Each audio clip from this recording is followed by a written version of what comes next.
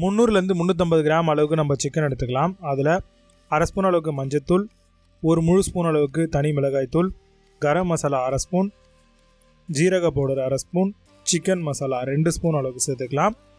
1/4 spoon அளவுக்கு நம்ம மிளகுத்தூள் அரை ஸ்பூன் கூட சேர்த்துக்கலாம். கசூரி மேத்தியை நல்லா க்ரஷ் பண்ணி சேர்த்துக்கோங்க. இது கூடவே நம்ம சோயா சாஸ் 1 ஸ்பூன் அளவுக்கு சேர்த்துக்கலாம். வினிகர், லெமன் ஜூஸ் இருந்தால் சேர்த்துக்கோங்க, இல்லைனா வினிகர் 1 ஸ்பூன் சேர்த்துக்கோங்க. இஞ்சி பூண்டு பேஸ்ட் 1லேருந்து 1.5 ஸ்பூன் அளவுக்கு சேர்த்துக்கோங்க. கூடவே தயிர் பார்த்திங்கன்னா ஒரு 25 ml அளவுக்கு சேர்த்துக்கோங்க. இது எல்லாத்துக்கும் கூடவே நம்ம தனியா பவுடரும் சேர்க்கணும். மஸ்டர்ட் ஆயில் ஃபைனலாக சேர்த்துக்கோங்க, இல்லை வேறு எந்த எண்ணெய் இருந்தாலும் சேருங்க. மஸ்டர்ட் ஆயில்னா ஃப்ளேவர் நல்லாயிருக்கும்.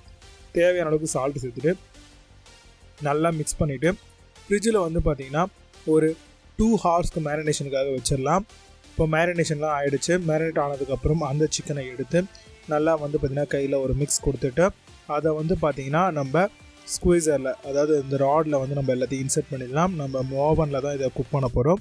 நீங்கள் தவாவில் பண்ணுறீங்க அப்படின்னா அதை அப்படியே தவாவில் பண்ணால் போதுமானது. இதை வச்சுட்டு நம்ம இதுக்கு பார்த்திங்கன்னா நம்ம கன்வெக்ஷன் மோட் வச்சுட்டு 20 நிமிஷம் வச்சு நம்ம அழகாக குக் பண்ணி எடுத்தோம்னா நம்மளுக்கு சூப்பரான தந்தூரி சிக்கன் பக்காவாகவே கிடச்சிரும். இதை அப்படியே நீங்கள் அழகாக ஒரு ஸ்குவீசர் லாட்லேருந்து எடுத்து நீங்கள் சர்வ் பண்ணலாம். ரொம்பவே சூப்பரான ஒரு தந்தூரி சிக்கன் கண்டிப்பாக ட்ரை பண்ணி பாருங்கள். ரொம்பவே டேஸ்ட் நல்லா இருக்குது. க்ரீன் சட்னி மைனஸ் வச்சு கொடுத்து சாப்பிட்டீங்கன்னா அருமையாக இருக்கும். கண்டிப்பாக ட்ரை பண்ணி பாருங்கள்.